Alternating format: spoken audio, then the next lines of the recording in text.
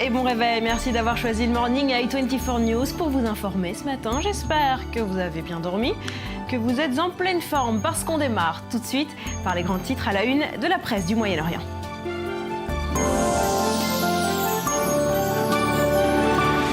Bonjour, on commence ce matin par les quotidiens égyptiens où c'est évidemment le scrutin présidentiel qui a été prolongé qui attire toutes les attentions. Et oui, un nouveau délai de 24 heures, c'est le titre ce matin du plus vieux quotidien du Caire, Al-Ahram, un jour de scrutin supplémentaire donc pour permettre au plus grand nombre de se rendre aux urnes. Ce sont les termes donc de la commission électorale qui l'a annoncé. Des urnes qui cherchent des électeurs, titre de son côté Ashuruq, suivi de très près, vous allez le voir, par le Al-Masri Al-Yom qui écrit de son côté que c'est tout un pays qui cherche des voix. Comme le prouvent d'ailleurs ces jeunes filles en une du journal qui brandissent des pancartes, vous le voyez, appelant les Égyptiens à descendre dans les rues pour participer au scrutin. Il faut dire que seulement 37% des électeurs ont voté jusqu'à présent, alors qu'on le sait, le candidat Al-Sisi recherche le plébiscite, il ne recherche pas la victoire puisque celle-ci lui est évidemment acquise selon tous les commentaires. Voilà, et on y revient largement dans un instant avec notre invité, Zvi Mazel, ambassadeur d'Israël en Égypte. Je reviens à vous dans un instant. Pour l'heure, on poursuit avec les quotidiens israéliens qui continuent ce matin d'évoquer la tuerie de Bruxelles au lendemain du rapatriement des corps des deux victimes israéliennes et leur enterrement. Eh oui, c'est d'ailleurs le titre ce matin du quotidien israélien en langue anglaise, Jerusalem Post. Vous allez le voir, Israël pleure ses victimes. Sur cette image des funérailles, on aperçoit les deux orphelines endeuillées qui accompagnent leurs parents donc, dans leur dernier demeure, ainsi que des centaines d'Israéliens qui étaient venus donc, au cimetière de Kiryat Shaoul, c'était hier à Tel Aviv. Alors le journal anglophone, sous la plume de Yossi Melman, spécialiste israélien du renseignement, désigne ce matin le Hezbollah ou même Al-Qaïda comme auteur potentiel de l'attentat de Bruxelles. Certes, écrit Yossi Melman, des actes isolés de psychopathes en Norvège ou encore aux États-Unis ont défrayé la chronique ces dernières années, mais il n'est pas impossible qu'un groupe terroriste comme le Hezbollah ou Al-Qaïda soit responsable de la tuerie de Bruxelles. En effet, depuis l'assassinat du chef d'état-major du mouvement chiite libanais, Imad Mournier, c'était en 2008, le Hezbollah avait promis de se venger en s'en prenant à des cibles juives ou israéliennes à l'étranger. Et puis, autre piste qui pourrait conduire à une branche locale d'Al-Qaïda ou d'inspiration djihadiste, écrit Yossi Melman, comme ce fut le cas par exemple pour Mohamed Merah à Toulouse en 2012. Voilà, autre titre ce matin, Cyril, dans la presse israélienne, c'est la journée de Jérusalem qui est célébrée ce mercredi. Ah oui, vous connaissez le psaume, Barbara. Si je t'oublie, Jérusalem, que ma droite m'oublie. Eh bien, pour Chaim Shine du Israël Hayom, le quotidien gratuit proche du pouvoir, Jérusalem, c'est tout simplement le centre de gravité du peuple juif. Les Israéliens, que Chaim Shine se rassure, n'ont pas l'intention d'oublier leur capitale aujourd'hui, puisque les célébrités du Yom Yerushalayim marqueront donc aujourd'hui le 47e anniversaire de la réunification de la ville après l'annexion de sa partie orientale. C'était en 1967, vous le savez, lors de la guerre des 6 jours. Alors au programme, grand défilé, concerts sont prévus toute la journée. J'apprends même dans le Israël Hayom qu'un conseil des ministres extraordinaire sera dirigé par Benjamin Netanyahou, donc sur le site de la colline des munitions. C'est l'endroit même où s'est déroulée l'une des batailles les plus cruciales et les plus sanglantes pour la conquête de la ville 3 fois sainte.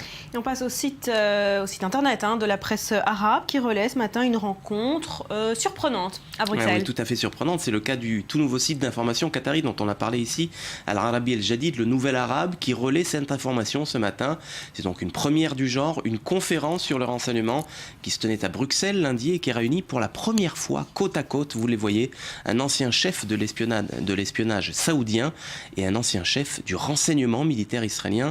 C'est le prince Turki Ben Faisal El Saoud, ex-directeur des services secrets saoudiens de 1979 à 2001, qui discutait, vous le voyez, à Bruxelles, donc des questions sensibles liées au Moyen-Orient avec Amos Yadlin, l'ex-chef des renseignements militaires israéliens entre 2006 et 2010. Et le site qui nous dit donc que les positions des deux hommes convergent étonnamment sur de nombreux points. On pense notamment à la Syrie ou encore au dossier nucléaire iranien.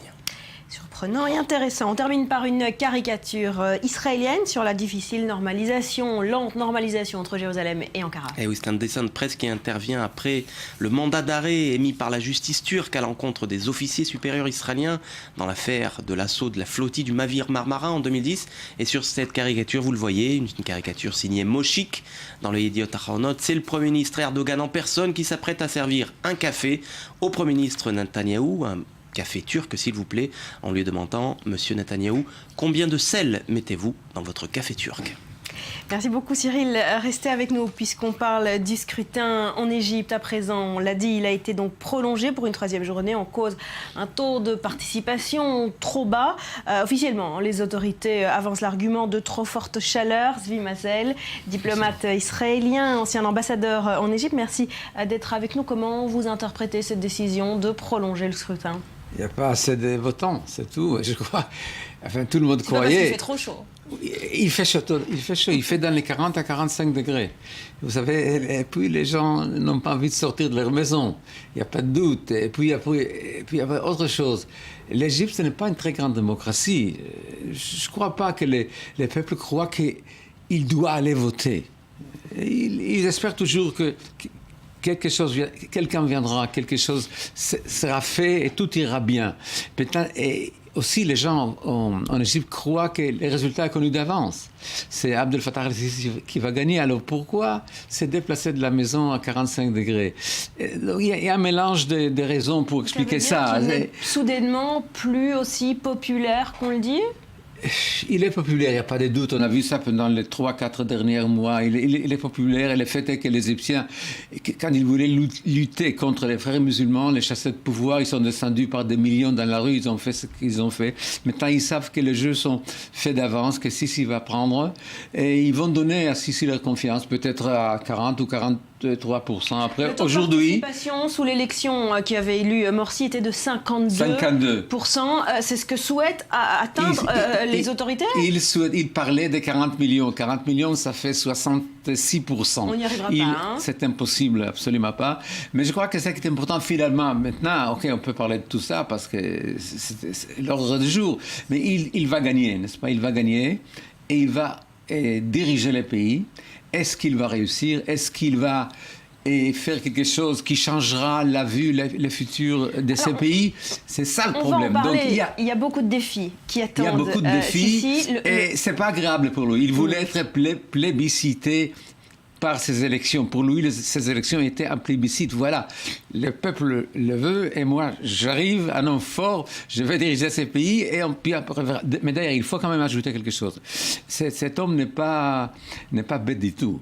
Pendant la campagne électorale, d'ailleurs, ça aussi, c'est un problème qu'on n'a pas parlé. Il n'a pas osé, il n'a pas pu venir devant un public en live, c'est-à-dire en personne. Il ne pouvait pas voyager en Égypte, partout, et s'est montré lui-même parler directement, parce qu'il avait peur d'être tué par les djihadistes, par les frères musulmans et tout ça. Et si jamais ils auraient réussi, ça aurait été une catastrophe pour l'Égypte. Donc, il a fait toute sa campagne par la télévision, par la presse. C'est beaucoup moins effectif, n'est-ce pas ? C'est beaucoup moins fort. Mais il a dit, je vous promets rien, je vous promets une chose peut-être, du travail, travailler beaucoup, et moi j'essaierai de faire venir de la technologie. Alors justement, Zvi Mazel, on va en parler. Le plus grand défi, outre la sécurité qui attend le maréchal Al-Sisi, c'est le rétablissement de l'économie dans le pays. Je vous propose un rappel des faits en images, on en reparle juste après. Après avoir écrasé dans le sang le pouvoir islamiste, le général Al-Sisi devrait remporter les élections présidentielles des 26 et 27 mai. Au pouvoir depuis un an, les difficultés économiques agitent toujours et encore le pays. Les prix flambent et la dette du pays explose. La croissance patine à 1,8% et conséquence, le chômage atteint aujourd'hui les 13% de la population active. Pire, selon la Banque africaine de développement, 39% des 20-24 ans sont sans emploi. Actuellement, il n'y a pas de travail du tout. Un jour je travaille, un autre rien. Les possibilités sont limitées. Et même le jour où vous travaillez, le salaire n'est pas suffisant pour couvrir la vie de tous les jours. Pour se rendre populaire, le général Al-Sisi souhaite généraliser un mécanisme de contrôle des prix sur les denrées alimentaires, mais aussi sur l'énergie. En même temps, il s'inquiète d'une fuite des capitaux et d'un manque de devises. Une seule solution, la reprise économique, qui selon le général arriverait dans 2 ans. Plus la situation économique s'améliore, plus la monnaie pourra s'améliorer et vice-versa. Nous avons besoin de mesures pour stimuler l'économie et verser beaucoup d'argent dans les marchés du pays. Aussi, il y aura une réelle amélioration ressentie par les citoyens et l'Égypte entrera dans une meilleure phase.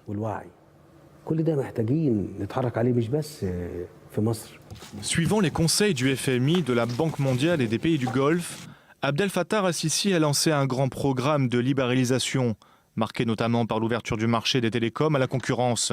Objectif, casser un système économique habitué aux subventions d'État. En échange de sa bonne volonté, le gouvernement intérimaire a reçu plus de 15 milliards de dollars de pays tels que l'Arabie Saoudite, les Émirats Arabes Unis ou encore le Koweït. Si nous avons plus de moyens, nous avons désormais la possibilité de former plus de personnes. Aussi, on peut donner plus de qualité à la formation de nos jeunes gens. Reste que la situation des Égyptiens se détériore au quotidien. Sous-alimentation, coupure d'électricité, 40% de la population vit avec moins de 2 $ par jour. Le pouvoir craint toujours l'exaspération du peuple et une nouvelle contestation du régime. Zvi Mazel, de la sécurité et du pain, c'est ce que veulent les Égyptiens après ce scrutin. Est-ce que Al-Sisi aura les moyens de redresser l'économie de ce pays? C'est la grande question. La grande question. Il n'y a pas de doute que tout d'abord, il faut s'occuper de la sécurité parce que c'est très difficile de s'occuper de l'économie quand on tire sur vous. Donc, ça sera assez difficile. Mais finalement, les grands problèmes, c'est l'économie. Et là, vraiment, personne ne sait comment il va faire lui-même. Et peut-être il a sa façon de voir des choses. Il a dit certaines choses qu'il faut comprendre. L'Égypte est actuellement un homme malade. Un homme malade. Et il y a 85 millions d'habitants en Égypte. Tous les 6 mois, il y a 1 million qui s'ajoute. Tous les 6 mois, 1 million de gens qui s'ajoutent. Mais étant donné le taux de natalité très fort dans le passé, qui est aujourd'hui assez fort, mais quand même dans le passé, tous les ans, il y a 800 000 jeunes qui arrivent au marché du travail. Qui va leur donner du travail?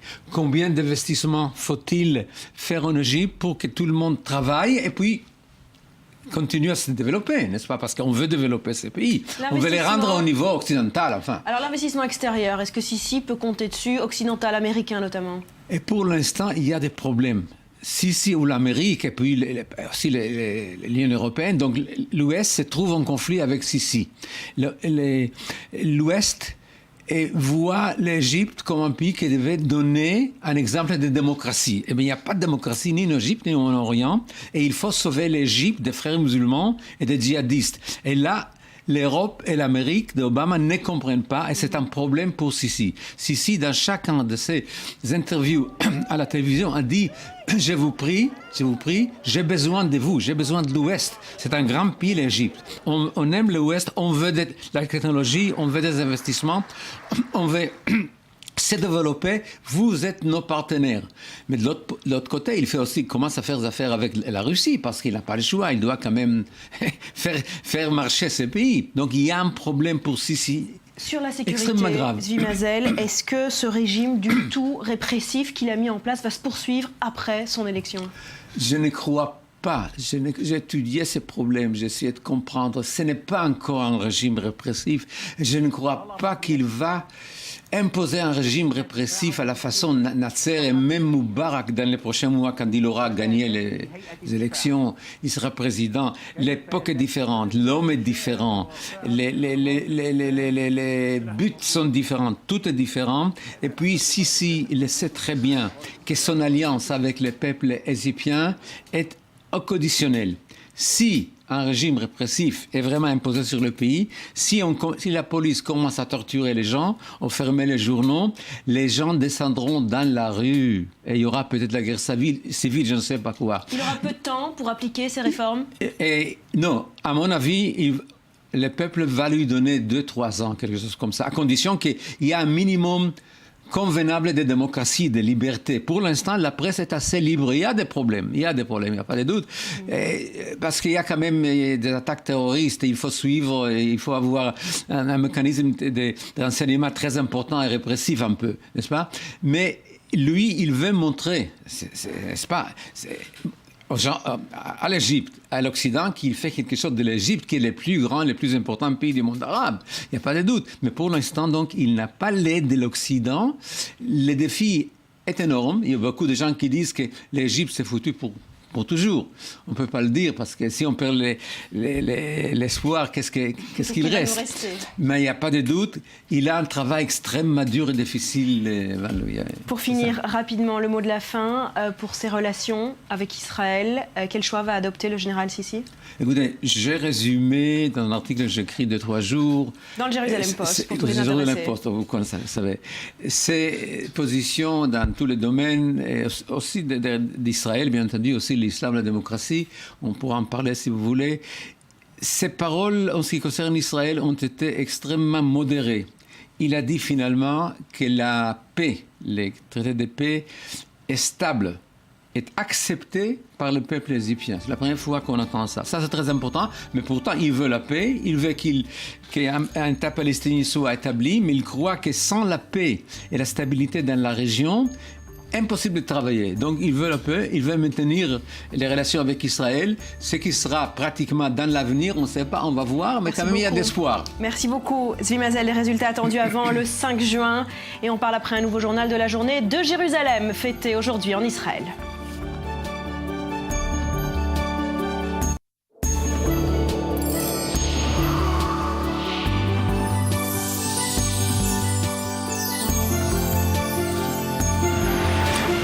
L'Est de l'Ukraine s'est transformé ces dernières heures en un véritable champ de bataille. Les combats entre l'armée et les séparatistes pro-russes ont fait près de 50 morts dans la ville de Donetsk, le bastion des séparatistes. On tente de faire le point sur la situation avec notre correspondante à Moscou, Elena Volotchine. Bonjour, merci d'être avec nous, Elena. Est-ce qu'on sait si les combats se poursuivent toujours ce matin ? Alors, il semblerait que le calme soit revenu ce matin, autour de l'aéroport de Donetsk, qui a été repris par l'armée ukrainienne au terme de combats sanglants. En tout cas, dans les airs, on n'entend pas d'hélicoptères ou d'aviation, comme c'était le cas dans la nuit de lundi à mardi. Selon le maire de Donetsk, Alexandre Tkachenko, il y aurait un cessez-le-feu entre l'armée ukrainienne et les séparatistes. Un des leaders de la République populaire autoproclamée de Donetsk nie cette information. Les représentants des séparatistes ont par ailleurs décrété un couvre-feu. Alors, on peut imaginer un élargissement de l'offensive de l'armée ukrainienne à l'ensemble de l'Est du pays ? Alors, on ne sait pas encore quels sont les projets de Kiev. En tout cas, pour ce qui est de la stratégie de Vladimir Poutine, cela va désormais être une guerre économique, car il a effectivement dit qu'il était prêt au dialogue avec le président élu, mais dans le même temps, il ne renonce pas à ses objectifs. Poutine, lui, en tout cas, ne va pas envoyer l'armée, mais il a d'autres armes, l'arme économique notamment. Les relations économiques entre la Russie et l'Ukraine sont très étroites. Elles sont liées aux importations et aux exportations, mais surtout, bien entendu, au gaz. Or, après avoir fait exploser le prix du gaz, la Russie exige désormais de l'Ukraine qu'elle règle sa dette et qu'elle paye en plus les factures des livraisons à l'avance. Pour l'économie ukrainienne à bout de souffle, c'est pour l'heure impossible. Alors, justement, qu'est-ce qu'on peut imaginer du futur des relations diplomatiques entre Kiev et Moscou, alors qu'on sait que le Kremlin n'a toujours pas reconnu officiellement le nouveau président ukrainien ? Alors, ce sont des relations très tendues qui se profilent. Il ne faut pas perdre de vue que le président fraîchement élu, Petro Poroshenko, est résolument tourné vers l'Europe. Il a annoncé son intention de signer ce fameux accord d'association qui a été le point de départ de la colère de Moscou. Il considère aussi que la Crimée est occupée. Mais dans le même temps, il invite aussi Moscou au dialogue et à participer à un processus de désescalade du conflit. Il annonce qu'il est prêt à œuvrer à une décentralisation du pouvoir. Or, Vladimir Poutine avait promis de coopérer avec le nouveau président ukrainien s'il œuvrait, selon la formule russe, dans l'intérêt de tout le peuple ukrainien. Autrement dit, s'il tenait compte des velléités sécessionnistes à l'Est. Mais avant, Poroshenko, le président par intérim, Alexandre Turchinov, lui aussi avait promis une décentralisation. Et malgré cette promesse, la Russie avait fait monter la pression. Donc le problème, c'est que le Kremlin voudrait non seulement une décentralisation, mais l'instauration de 2 espaces économiques en Ukraine, sur le modèle du Danemark et du Groenland, 2 territoires séparés par une douane, en intégrant l'Est du pays dans l'union douanière formée par la Russie, le Bélarus et le Kazakhstan, tandis que l'Ouest pourrait s'associer avec l'Union européenne. En d'autres termes, ce serait une réelle division de l'Ukraine que voudrait Moscou. C'est là-dessus que va porter le bras de fer entre Poroshenko et Vladimir Poutine. Et aucune rencontre n'est pour l'heure à l'ordre du jour. Merci beaucoup, Elena Volotchine, notre correspondante à Moscou.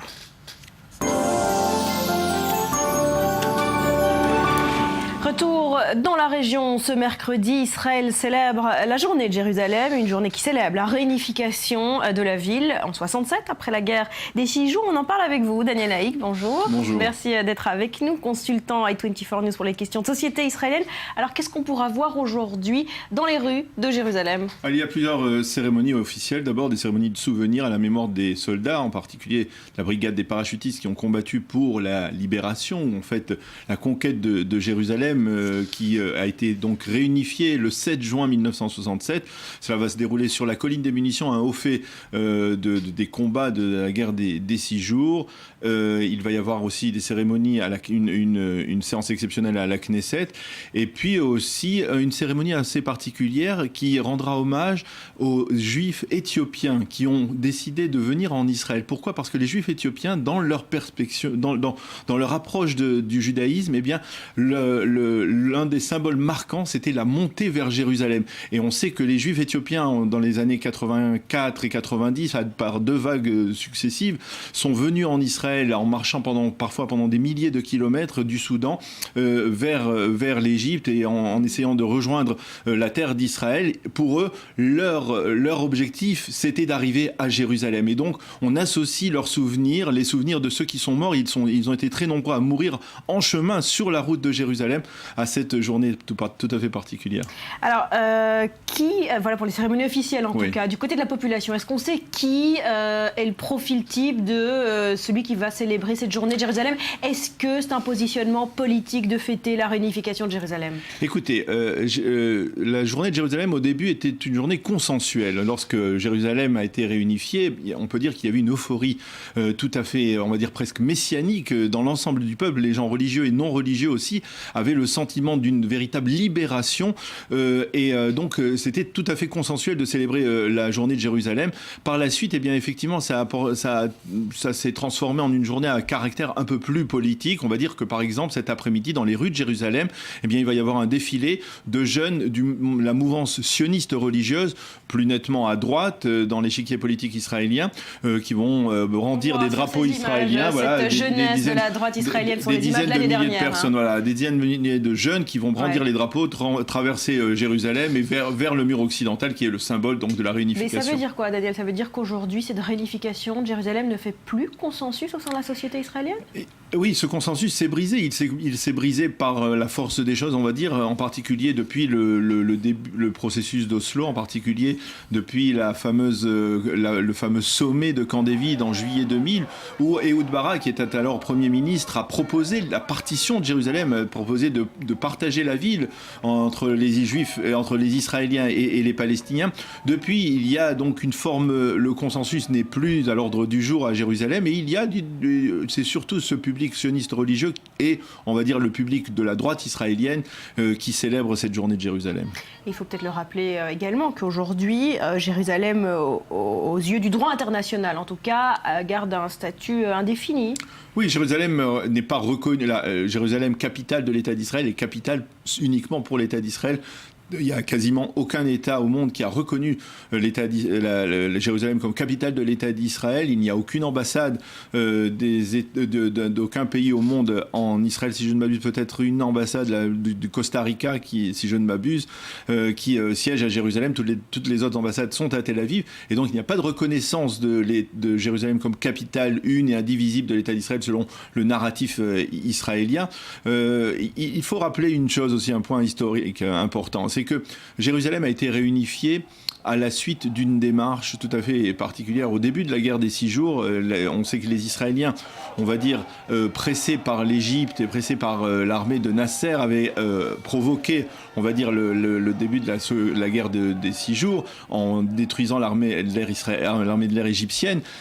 Mais sur le front de l'Est, eh bien, on pensait, les Israéliens ne voulaient pas avoir affaire au roi Hussein de Jordanie. Ils avaient lancé des messages très clairs au roi Hussein en lui disant « Nous n'avons rien contre toi, ne nous attaque pas ». Et finalement, le roi Hussein de Jordanie, à la veille de la guerre, même le jour même, le 5 juin 67, s'est laissé séduire par les fausses informations que lui avait fournies Gamal Abdel Nasser, et il est entré en guerre. Il a commencé à tirer en direction de la ville de Jérusalem, de la partie ouest de Jérusalem, et à la suite de cela, eh bien, les Israéliens ont riposté, et c'est par la suite, à la suite de démarches politiques, initiées en particulier par Menachem Begin, qui était ministre dans ce gouvernement d'union nationale de la guerre des 6 jours, il a été décidé de conquérir Jérusalem, et cela s'est fait le mercredi 7 juin 67. Pour finir, est-ce qu'on doit s'attendre à un message politique de la part du Premier ministre aujourd'hui, à la lumière de ce qu'on a vu, l'échec des négociations de paix? Est-ce qu'il répète Jérusalem restera capitale unifiée du peuple juif à jamais? Il l'a dit hier soir dans un bastion du sionisme religieux, la yeshiva du Merkaz Arabe, du rabbin Kook, du grand rabbin Kook. Il a dit Jérusalem, c'est le cœur de notre nation, et un cœur, ça ne se divise pas. Donc c'est un message très clair, sans ambiguïté de la part du Premier ministre. C'est extrêmement clair. Restez avec nous, Daniel.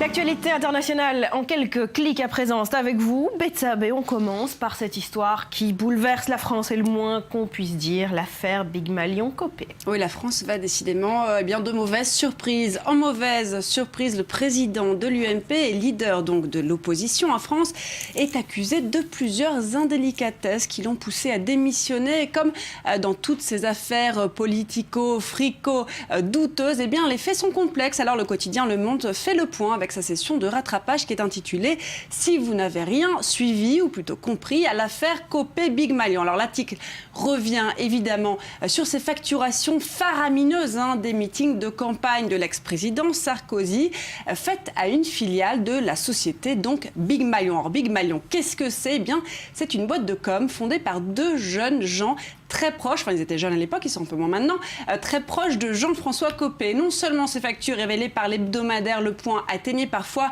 le double des tarifs habituels en matière d'éclairage, de petits fours et autres amuse-gueules, mais en plus on a appris que ces factures étaient en partie fictive, comme l'explique aussi l'Express avec son affaire Big Malion pour les nuls. L'affaire a pris de l'ampleur avec la confirmation carrément par l'avocat de Big Malion de l'émission de fausses factures pour quelques 10 millions d'euros, et ce à la demande de l'UMP. Voilà pour l'essentiel. Alors l'inconnu maintenant, c'est de savoir à qui est destiné tout cet argent, mais je suis sûre que la presse se chargera de suivre le dossier. Copé, lui, a annoncé sa démission, mais prétend que son intégrité est total, lui qui se comparait encore en mars dernier à des leaders comme De Gaulle ou Jacques Chirac.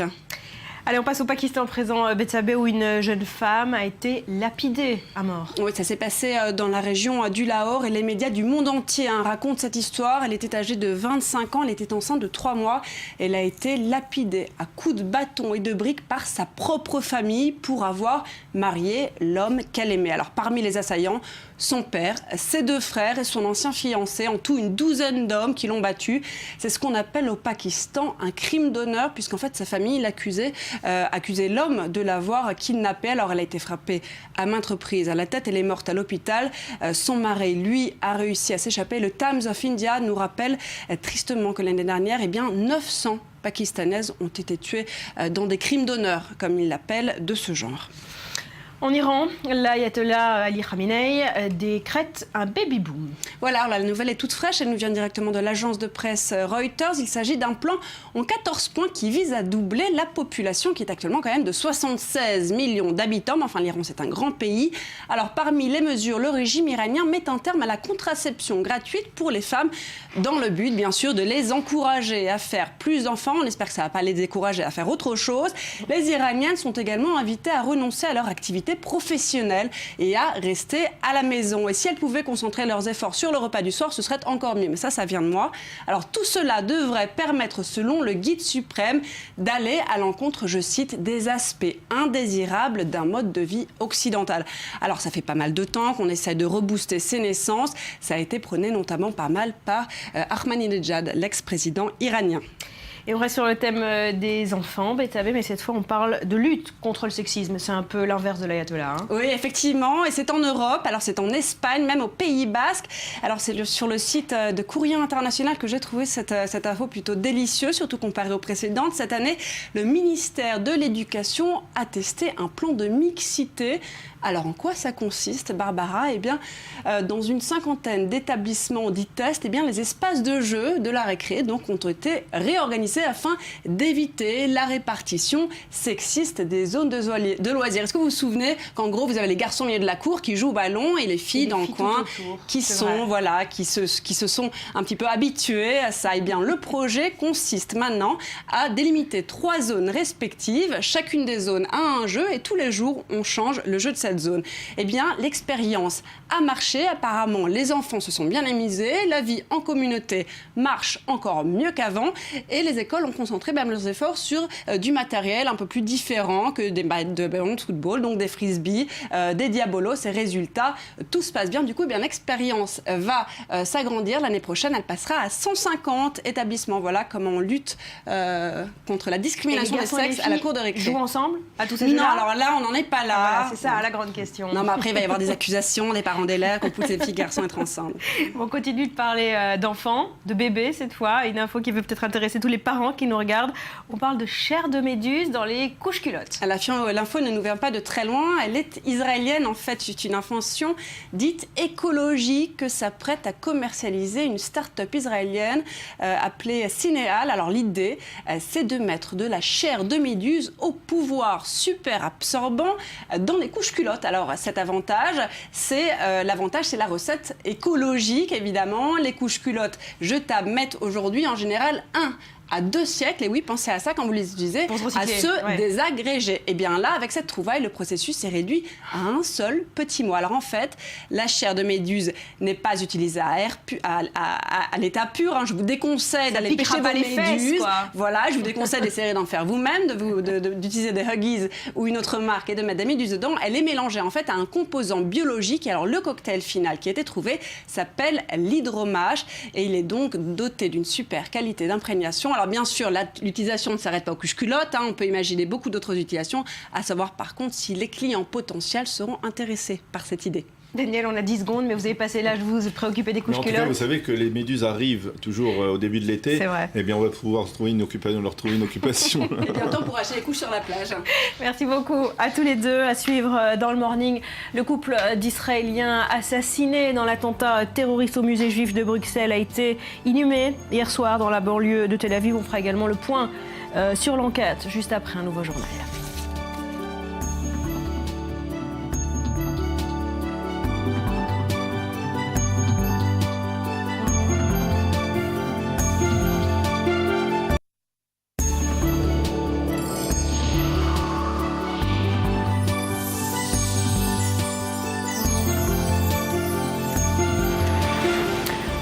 D'économie également ce matin, la Chine est en train de devenir un investisseur incontournable. En Israël, les importations chinoises ont également fait un bond énorme ces dernières années. Cyril Amar, on va en parler avec vous, mais on commence tout de suite par ce géant chinois étatique, Bright Food, qui a racheté le premier groupe d'alimentation israélien, Tnuva, et en jugé par l'intensité des réactions autour de ce rachat, eh bien, les Israéliens semblent plutôt inquiets de la place qu'est en train de prendre la Chine sur leur marché. Regardez. « 8 milliards 600 000 shekels, soit près de 2 milliards d'euros. C'est la somme que vient de débourser le géant agroalimentaire chinois Bright Food pour prendre le contrôle du consortium laitier israélien Tnuva. Un véritable jackpot pour le groupe Apax, principal actionnaire depuis 2008. En 5 ans à peine, le fonds d'investissement londonien double ainsi sa mise. Un bénéfice net d'1 million d'euros, non imposable, dont le contribuable israélien ne verra pas la couleur. Il faut dire que la vente a fait couler beaucoup d'encre au pays où coule le lait et le miel.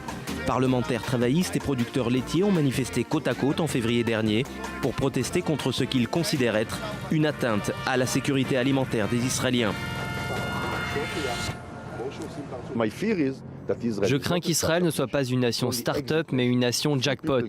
Seules quelques personnes s'enrichissent et le savoir-faire de nos grandes entreprises qui assurent un salaire décent aux Israéliens est cédé au contrôle étranger. Ce n'est pas ce que j'appelle un capitalisme qui fonctionne sur le long terme. De leur côté, les consommateurs redoutent que le rachat de Tnuva par le géant chinois ne fige pour longtemps le monopole du groupe laitier. Un manque de concurrence et des prix élevés qui avait déclenché la protestation sociale à l'été 2011. Voilà donc des Chinois visiblement séduits, Barbara, par la marque bleu et blanc et par l'innovation technologique des Israéliens, des Chinois qui ne comptent pas s'arrêter là d'ailleurs puisqu'ils chercheraient, selon tous les spécialistes de l'économie israélienne, de nouvelles opportunités d'investissement donc en Israël. Mais Barbara, si les Chinois achètent en Israël, ils font surtout vendre puisque vous allez le voir, les chiffres du bureau statistique israélien de 2013 le prouvent. C'est auprès du fournisseur chinois que les Israéliens aiment le plus faire leurs emplettes, une véritable révolution dans les importations israéliennes puisque l'empire du milieu, vous allez le voir, coiffe même au poteau les États-Unis, et oui, en termes de volume des exportations vers Israël. C'est la première fois ? C'est la première fois, oui, c'est la première fois, tout à fait. Ouais. Jusqu'à présent, le principal partenaire commercial, c'était les États-Unis, et pour la première fois en 2013, c'est donc la Chine qui dépasse l'oncle Sam. Alors regardez sur cette infographie, l'année dernière, Israël a importé des biens et services chinois pour un montant de 7,8 milliards de dollars, qui représente 12,4% du total des importations israéliennes contre seulement 3,2% en 2002. Imaginez donc cette progression de presque 10% en seulement 10 ans. À titre de comparaison, vous le voyez sur ce tableau, sur la même période, les exportations en provenance des États-Unis ont chuté. Elles sont passées de 19 à 11,9% pour un montant total de 7,5 milliards de dollars. Et puis une petite parenthèse, Barbara, ces chiffres du bureau statistique israélien nous prouvent également une progression dans les importations en provenance de Turquie, des importations qui ont également progressé, plus 1 milliard de dollars en 5 ans. 5 ans, on s'en souvient, c'était à la veille de l'affaire du Mavi Marmara, on en a parlé ce matin. C'est dire si le coup de froid donc dans les relations israélo-turques n'a pas vraiment affecté les relations commerciales donc entre Jérusalem et Ankara. Voilà pour la petite parenthèse. Est-ce qu'on sait quels sont les biens qu'Israël importe le plus venus de Chine ? Ah oui, bon, on va les voir tout de suite. Ce que les Israéliens aiment acheter aux Chinois, c'est les produits électroménagers évidemment, mais aussi le marbre, les revêtements de sol. Mais ce qui séduit le plus les acheteurs israéliens, et pas seulement, parce qu'Israël est, ma foi, comme la plupart des pays occidentaux, c'est évidemment le prêt-à-porter, les articles de mode dans cette branche, les importations. Barbara, tenez-vous bien, représentent 90% du total des importations donc des articles de mode en Israël. Rien de surprenant, donc on l'a dit, puisque la Chine, vous le savez, c'est devenu en quelque sorte la plus grande fabrique de textiles au monde. Voilà, donc des relations commerciales en plein essor. On se souvient que Shimon Peres était au mois d'avril dernier en Chine. Il avait utilisé le Weibo, le Facebook chinois, avec plus de 160 000 followers. C'était au tour de Benjamin Netanyahou la semaine dernière d'accueillir à Jérusalem la vice-première ministre chinoise, à qui il a rappelé lors d'une conférence de presse conjointe que la Chine était le plus grand partenaire commercial d'Israël en Asie et qu'il était en passe de devenir le plus grand partenaire commercial d'Israël au monde. Alors pourquoi les Israéliens semblent si inquiets à chaque fois que la Chine rachète une société israélienne ?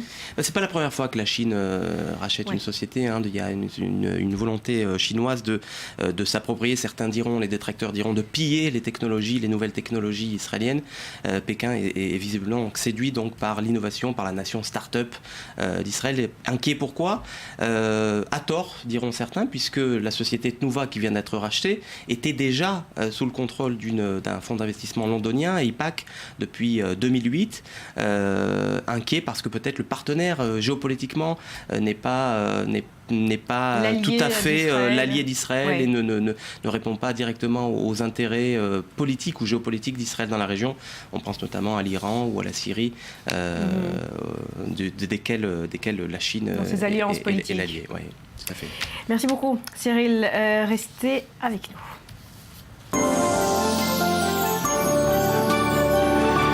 Mercredi 28 mai, vous êtes sur i24 News. Voici les grands titres à la une de l'actualité ce matin. La présidentielle en Égypte a été prolongée pour une 3e journée.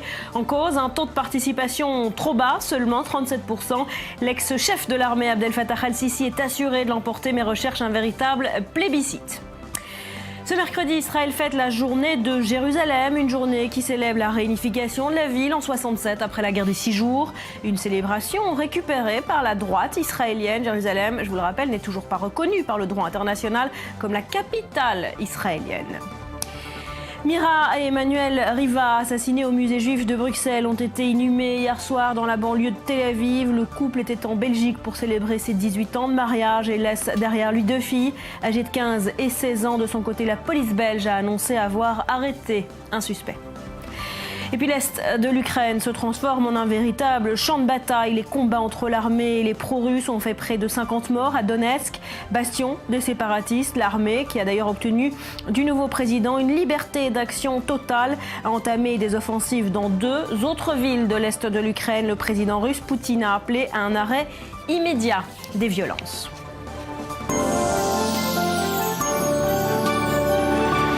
Voilà, et on en vient à présent à la tuerie de Bruxelles, cet assassinat de ce couple israélien. Ils ont donc été inhumés hier soir. Maxime Perez, vous étiez sur place. On va en voir quelques images et on en reparle avec vous juste après. Il y avait foule mardi après-midi au cimetière de Kiryat Shaoul, près de Tel Aviv. Famille, amis, anciens collègues, des centaines de personnes ont accompagné à leur dernière demeure Myriam et Emmanuel Riva, tués samedi dans l'attentat du musée juif de Bruxelles. L'émotion était d'autant plus grande que ce couple israélien était particulièrement apprécié. Il laisse derrière lui 2 filles respectivement âgées de 15 et 17 ans. Soyez certains que les autorités belges n'économiseront aucun effort pour identifier et arrêter le meurtrier. Nous sommes déterminés à lutter contre l'antisémitisme et promouvoir la tolérance dans notre société.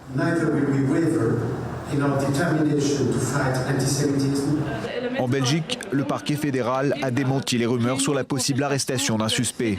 L'enquête, elle, se poursuit pour tenter de retrouver la trace du tireur. Concernant le mobile, si la thèse d'un acte terroriste a été retenue par la justice, reste à en déterminer les motifs. À ce stade, les autorités belges n'excluent aucune piste, y compris celle d'une action du Hezbollah pour venger la mort de son ancien chef militaire, Imad Mournier. En cause, le profil de Myriam et Emmanuel Riva, présentés comme d'anciens fonctionnaires du ministère israélien des Affaires étrangères, mais à qui l'on prête une carrière dans les services secrets du Mossad. Alors Maxime, d'abord un mot de ce que vous avez vu hier à l'enterrement. Est-ce que les Israéliens, pourtant tristement habitués au terrorisme, sont choqués par ce qui s'est passé à Bruxelles ? Oui, choqués, évidemment, profondément attristés pour le sort de ces 2 adolescentes de 15 et 17 ans qui vont devoir grandir sans leurs parents. On les a vus hier réciter péniblement une lettre d'adieu à leurs parents. Évidemment, beaucoup d'émotions, mais au-delà de ce sentiment, ce qui règne beaucoup chez les Israéliens à chaque fois que se produit ce type d'événement, c'est que quoi qu'ils fassent, où qu'ils se trouvent dans le monde, ils sont toujours pourchassés par le terrorisme. Alors on parle de l'enquête à présent, Maxime, est-ce qu'on a du nouveau ce matin ? Alors, depuis quelques jours maintenant, le dossier, cette affaire, est entre les mains du parquet fédéral belge, qui est la seule instance judiciaire compétente en matière de terrorisme. La priorité des autorités, c'est bien sûr toujours de retrouver, de neutraliser le tueur de samedi au musée juif de Bruxelles. Alors hier, il y a eu des informations contradictoires autour de l'arrestation d'un suspect. On parle d'un homme, d'un djihadiste en charge de recruter depuis le sol belge de futurs candidats au djihad en Syrie, de les acheminer sur place, de les mettre en contact avec des factions djihadistes. Pour l'instant, et jusqu'à ce matin encore, les autorités belges ne sont pas en mesure de dire si cet homme est lié ou pas à la tuerie de samedi au musée juif de Bruxelles.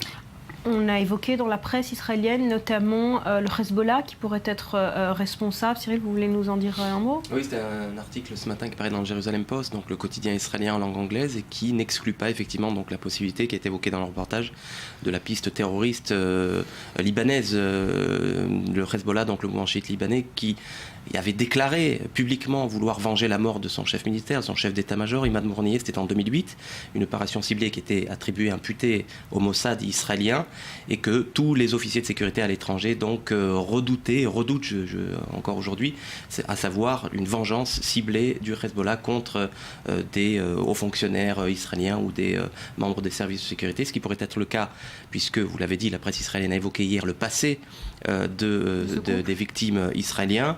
des victimes israéliennes, et puis celle d'Al-Qaïda qu'évoquait par Yossi Melman aussi, sur le modèle opérationnel de Toulouse, à savoir un acte isolé mais inspiré du djihad mondial, inspiré par Al-Qaïda, qui aurait donc agi au musée juif de Bruxelles. Cette thèse du Hezbollah, vous en pensez quoi ? C'est une thèse qui me paraît un petit peu farfelue dans la mesure où ce couple d'Israéliens se trouvait en vacances et non pas en poste à Bruxelles. Vous l'avez dit, Barbara, ils venaient célébrer leur 18e année de mariage. Et puis d'autre part, on peut quand même s'interroger sur le mode opératoire pour ce qui est présenté par certaines sources comme un assassinat ciblé. L'arme qui a été utilisée, je vous le rappelle, est un Kalachnikov, c'est une arme de guerre.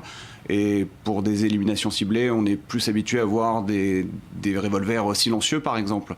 Évidemment, la piste est prise au sérieux par les autorités parce qu'il y a ce profil qui revient depuis quelques jours dans la presse, à savoir que Emmanuel et Myriam Riva ont appartenu à un moment dans leur carrière au service de renseignement israélien. Moi, ce que je trouve préjudiciable, évidemment, dans toutes ces rumeurs, c'est que cela risque d'atténuer le caractère antisémite de cette affaire, alors qu'il y a aujourd'hui un vrai risque en Belgique de voir ce type d'acte se répété contre la communauté juive du fait de la présence de djihadistes belges sur ce territoire. Et ce phénomène et cette menace existe également en France contre la communauté juive. On l'a vu avec l'affaire de Mohamed Merah. Voilà, donc plusieurs pistes qui restent ouvertes. Pour finir, Maxime, est-ce qu'on sait si les autorités israéliennes ont proposé leur aide aux autorités belges pour mener l'enquête ? On peut supposer qu'il y a une coopération entre les deux autorités en termes de renseignement, d'autant plus que si effectivement la thèse d'un assassinat ciblé se confirme, eh bien cela veut dire qu'une cellule djihadiste ou qu'un tueur à gages a suivi, a traqué à distance ce couple d'Israéliens. Donc évidemment l'aide en termes de renseignement des autorités israéliennes peut s'avérer utile pour la Belgique qui est depuis finalement assez peu de temps confrontée à ce phénomène du terrorisme, même si c'est déjà le deuxième attentat qui frappe Bruxelles en l'espace d'un an. Merci beaucoup à tous les deux. Voilà ce qu'on pouvait dire ce matin sur cet attentat terroriste survenu donc au musée juif de Bruxelles. C'était samedi.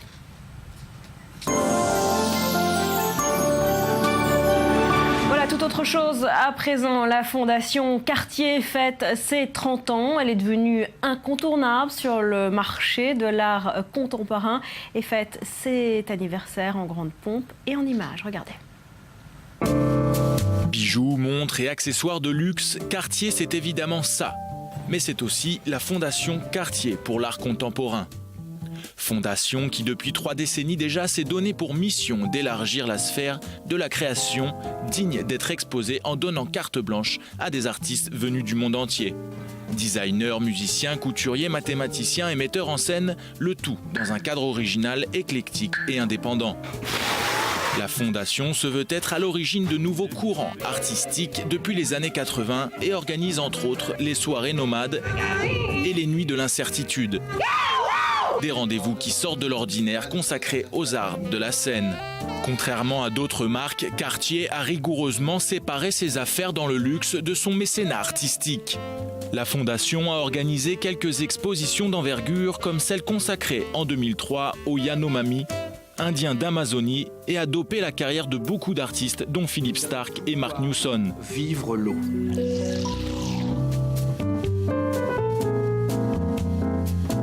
Et tout cela a eu lieu dans ce magnifique bâtiment de verre et d'acier. Alors pour célébrer ce riche parcours de déjà 30 ans, la Fondation vous invite à partir du 10 mai à une exposition intitulée Mémoire vive, accompagnée de concerts et d'événements. Venez voir des œuvres parmi les plus emblématiques de la collection, toutes liées à son histoire et à ses exploits.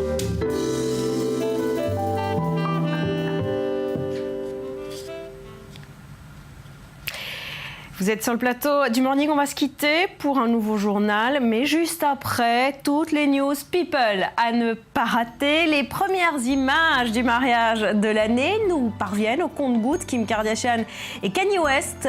Voilà, les images qui commencent à filtrer tous les détails de ce mariage et de leur voyage de noces après un nouveau journal.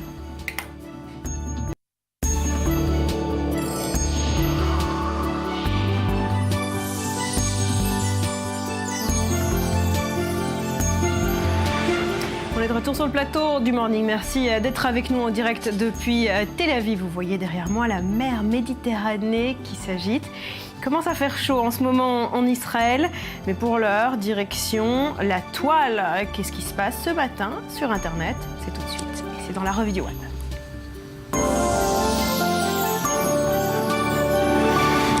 Rudy, le sujet d'actu qui agite le net ce matin, c'est la prolongation du scrutin en Égypte. Oui, on l'a dit, avec un taux de participation de 37%, l'Égypte a droit aujourd'hui à du rab, un 3e jour de vote, histoire de donner de la légitimité à l'élection du général Abdel Fattah al-Sisi. Alors pour les partisans de l'ancien chef militaire comme le tweetos Malek El-Kawatem, il est temps de se réveiller. Wake up Égypte, dit-il ce matin. Mais les commentaires sur cette prolongation sont généralement très acides. Par exemple, la représentation francophone de la révolution syrienne tweet: Sisi les a réprimés, ils ont boycotté les élections. La révolution égyptienne n'est pas morte. Pour l'Abdi Yosri, ce taux d'abstention est un bras d'honneur monumental adressé à Sisi et à ce simulacre de démocratie, dit-il. Certains Égyptiens ont même tourné cette élection en dérision dans les urnes, comme en témoigne, regardez ce bulletin de vote où l'électrice a voté ni pour Sisi ni pour Hamdine Zabahi, son rival, ou faire valoir, diront certains. Non, elle a voté pour Arya Stark. Arya Stark, eh bien, c'est un personnage de Game of Thrones. Voilà. Et puis, cette idée de rajouter des jours de vote pour obtenir le résultat escompté inspire et amuse certains tweetos français. Béatrix nous dit: rajouter des jours de vote jusqu'à que la participation soit acceptable, c'est malin. Il faudrait y penser pour les européennes. Effectivement, le but de l'opération est d'arriver au taux de participation de 51,85% des élections de 2012 à l'élection donc de Mohamed Morsi. C'est en 2012. Voilà pour l'Égypte. On se plonge dans le cœur d'Internet. On parle de Facebook à présent. Une nouvelle étude révèle que le réseau social rendrait dépressif, Rudy ? Oui, alors on se souvient de l'enquête parue, c'était l'année dernière. Des chercheurs de l'université du Michigan avaient révélé que les gens plus les gens passaient du temps sur Facebook, en fait, plus ils devenaient malheureux. Et bien ce matin, une nouvelle étude qui vient de l'université australienne Charles Sturt a passé au crible les statuts de 616 femmes, c'est-à-dire leur publication, et ils proposent et ils ont fait en fait le lien entre l'état de solitude et de dépression. Et bien voilà ce que révèle l'enquête. Un groupe de femmes dites seules et d'autres plus connectées ont été mélangées. 98% des utilisatrices ont affiché publiquement leur situation amoureuse, certaines allant parfois jusqu'à partager leur adresse, et 79% des utilisatrices dites seules partageaient des détails personnels tels que livres, films favoris, en fait, contre 65% de celles qui sont connectées, donc qui ont une vie sociale un peu meilleure. Donc en gros, en clair, Facebook exercerait une forme de pression sociale sur les plus faibles. Ils amèneraient les utilisateurs à, en quelque sorte, avoir quelque chose à prouver aux autres abonnés de Facebook, autres utilisateurs, une sorte de concours de bonheur qui, au final, rendrait malheureux. Donc, on décide de diminuer le nombre de temps passé sur Facebook ? On décide tout simplement de prendre un peu de distance, mais quoi qu'il arrive... De ne pas y croire. Oui, de ne pas y croire, mais quoi qu'il arrive, il y a quelque chose d'inconscient dans ce comportement. C'est-à-dire que plus on a des choses à prouver dans la vie, plus l'état de solitude est avancé, plus on en montre sur Facebook pour pouvoir un petit peu contrecarrer cet état de solitude et de stress. Bon allez, on parle également d'Internet ce matin, mais dans le sens inverse. Il peut nous rendre plus heureux parce qu'il peut nous donner de l'argent. Oui, alors si vous avez beaucoup d'argent et que vous aimez Internet et que vous aimez faire plaisir, voilà une activité qui occupe. Ça se passe à San Francisco où un millionnaire caché sous le nom compte Twitter Hidden Cash a décidé de lancer une chasse au trésor dans la ville. Le principe est ultra simple. Étape 1, il cache des enveloppes remplies de dollars dans les rues de la ville. Étape 2, il laisse ce genre d'indice, par exemple cette photo, là où il dit vous trouverez ici des signes, mais vous trouverez aussi une enveloppe blanche. Et étape 3, les internautes trouvent l'enveloppe et sont invités à se photographier avec la coquette somme cachée dans l'enveloppe aux quelques centaines de dollars. Mais il a voulu se faire sa propre pub ou c'est vraiment de la charité ? Alors, selon le compte Hidden Cash qui a répondu justement à cette question, comme vous le voyez, il dit Hidden Cash n'est pas une œuvre de charité, nous soutenons déjà beaucoup d'œuvres de charité, non, c'est tout simplement pour le fun. Pour le fun ? Oui. Bon, d'accord. Pourquoi pas à Tel Aviv demain ? Ouais, on attend ça. Oui. Rudy, on termine avec un peu de musique. Oui, alors, les vrais tubes de ces dernières années, c'est pas forcément Happy de Pharrell Williams ou encore Gangnam Style de Psy. Non, les vrais tubes, et vous êtes d'accord avec moi sur ce plateau, ce sont ceux qui nous accompagnent au quotidien, c'est-à-dire les sonneries de téléphone portable. C'est vrai. Et alors un petit génie YouTuber qui s'appelle Metrognome, il est déjà connu pour ses remixes, il est très talentueux, il nous propose le remix de la sonnerie de portable de notre rédactrice en chef adorée, Myriam Danon. Donc ça sera un petit peu l'hymne de la rédac, un petit peu remixé, c'est pas mal, on regarde.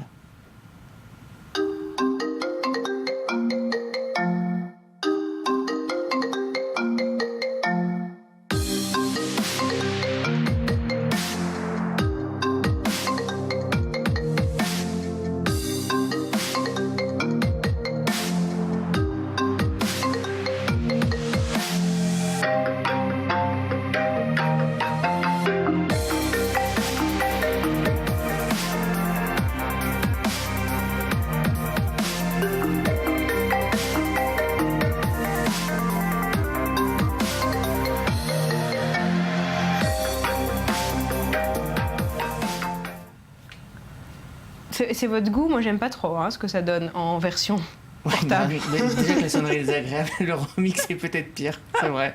C'est horrible.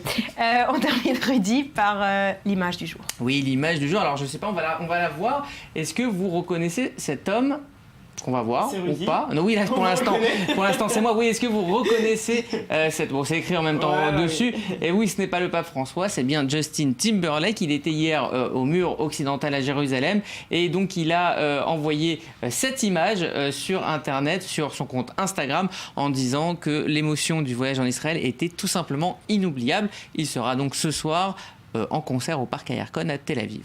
Voilà, Virginie, c'est la grande date pour tous les fans. Alors la grande date pour tous les fans, il y a encore quelques billets malheureusement qui sont à vendre et on en trouvera certainement devant le parc Ayerkon. On attend quand même énormément de personnes. Ça se passera à 8h30. Jessica Biel, donc sa copine, sera ici aussi. Donc apparemment, on attend vraiment un concert et un show à la Justin Timberlake. Il n'y a qu'une seule date ou il fait plusieurs concerts? Il n'y a qu'une seule date et après il se rendra au Maroc pour un festival. Parfait, alors le rendez-vous est pris pour tous ceux qui n'ont pas encore acheté leur billet et qui le veulent. On verra certainement Rudy on stage. C'est ça. Merci.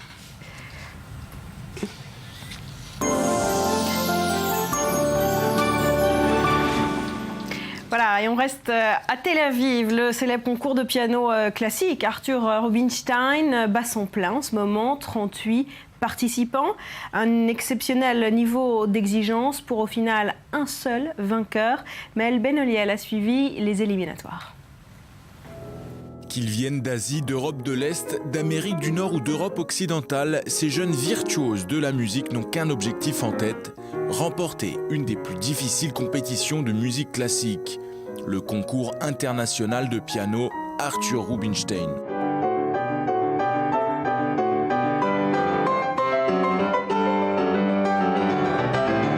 Pour cette 14e édition, la compétition Arthur Rubinstein, qui se tient en ce moment même à Tel Aviv, c'est 38 participants, plus de 15 nationalités représentées et des épreuves diverses et variées qui viendront récompenser le meilleur joueur de piano d'entre eux. Cette compétition est née en 1974 et est considérée comme l'une des meilleures au monde. Elle fait partie du top 5.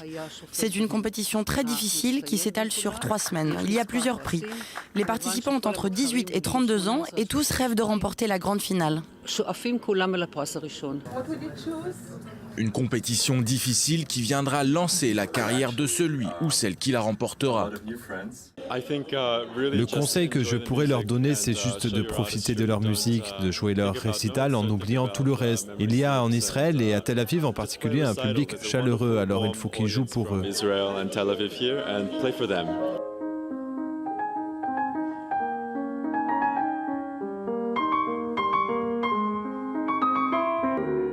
Pour Anna Dmitrenko, en tout cas d'origine ukrainienne, si les efforts ont été intenses, l'objectif est simple. Mon objectif principal, c'est juste de jouer de la meilleure des façons. J'ai passé tellement de temps à répéter pendant des mois. J'ai dépensé beaucoup d'énergie pour être prête pour cette compétition. Donc ce qui compte vraiment pour moi, c'est de jouer du mieux que je peux. Le concours Rubinstein a gagné ses lettres de noblesse par son extrême exigence et par la variété de son jury. Un jury international de 10 membres composé de pianistes professionnels connus et reconnus comme l'Égyptien Ramzi Yassa. Chacun vote séparément, il n'y a pas de discussion sur le vote. C'est-à-dire chaque membre du jury juge selon ses propres critères musicaux et artistiques et esthétiques quel candidat il aimerait voir dans l'épreuve suivante. Une épreuve qualificative donc qui permettra à 6 des 38 candidats d'accéder à la finale. Une finale à laquelle Anna espère forcément faire partie. C'était très agréable pour moi et je ne pensais pas avoir autant de plaisir sur scène. Évidemment, c'est un environnement très stressant, mais j'ai passé du bon temps. Et c'est important parce que si ce n'est pas le cas pour moi, c'est encore moins le cas pour le public. Dans quelques heures, Anna saura si oui ou non sa performance a convaincu les juges. Si tel est le cas, elle accompagnera l'Orchestre Philharmonique d'Israël sur la grande scène du Palace de la Culture de Tel Aviv le 29 mai prochain pour l'épreuve finale. Voilà, on fait le point à présent sur les news people du jour avec vous, Virginie. On commence avec le mariage de l'année, des nouvelles croustillantes de ce qui a uni Kim Kardashian et Kanye West, évidemment. Et les premières images dévoilées sur Internet par Kim Kardashian elle-même. Alors, ce n'est plus un secret. On sait que le couple star s'est marié samedi à Florence. Téléphone portable et appareils photo ont été interdits à l'entrée, mais les rumeurs courent sur Internet et on en apprend de plus en plus. Vous le voyez sur ces photos. Voici les premières photos du couple, mais il ne s'arrête pas de surprendre. Il s'est ensuite rendu dans le sud de l'Irlande et c'est là en fait que les tourtereaux passent en ce moment leur lune de miel. Ils devraient y rester jusqu'à vendredi avant de retourner bien évidemment en jet privé aux États-Unis. Mais qui dit star dit business et selon les médias américains, le mariage pourrait rapporter au couple, attention, jusqu'à 15 millions d'euros grâce au sponsoring et à la vente de photos exclusives de la cérémonie. Cette cérémonie qui, je vous le rappelle, s'est déroulée en présence de la famille des nouveaux mariés. Et mauvaise nouvelle, Beyoncé et Jay-Z n'étaient pas là, Rudy non plus n'était pas là. Mais parmi les invités stars, on a eu droit à la tenniswoman Serena Williams, l'acteur Will Smith, le réalisateur Steve McQueen, on le connaît pour le film 12 Years of Slave, merci Rudy, ainsi que les rappeurs, chanteurs Common, Big Sean et John Legend. Alors, on a d'autres infos sur ce mariage ? Alors pour l'instant non, les photos continuent à fuser sur Internet et puis on essaye d'attraper à chaque fois une petite news croustillante de ce qui s'est passé à l'intérieur. Au compte-gouttes. Allez, on continue avec une info qui concerne cette fois l'actrice britannique Emma Watson. Exactement, on va rester dans le domaine des stars et des célébrités. Il s'agit donc de l'interprète d'Hermione Granger.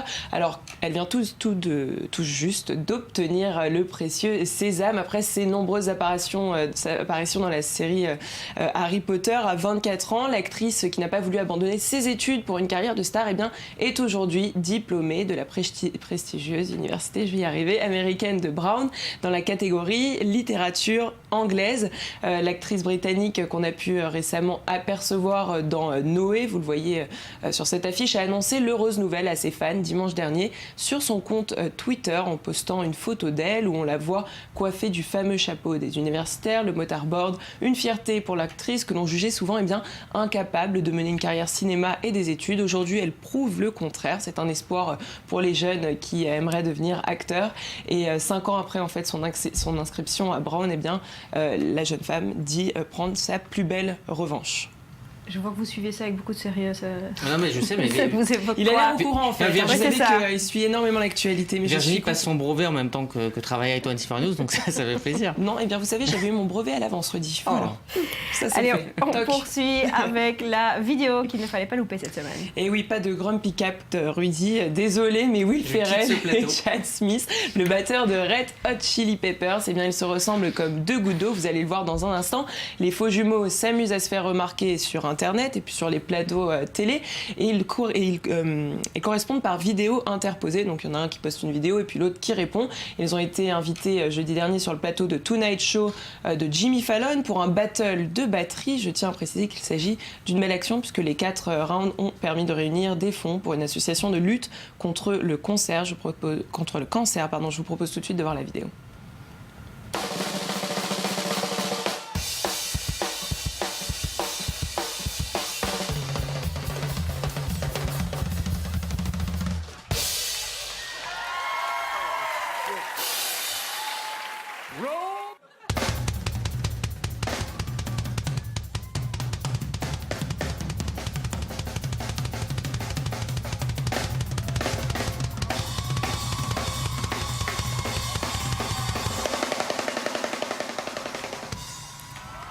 bah bien évidemment, on le voit, c'est Will Ferrell qui est doublé par le batteur du groupe The Roots qui a remporté le trophée avant de laisser sa place à Anthony Kiedis et les Red Hot Chili Peppers pour une reprise de Don't Fear the Reaper de Blue Oyster Cult, qui est une très très jolie chanson et que malheureusement on n'écoutera pas aujourd'hui. On n'a pas le temps, on s'arrête là. Merci beaucoup Virginie, merci Rudy, merci à vous d'avoir été avec nous ce matin. Je vous souhaite de passer une très belle journée. Portez-vous bien.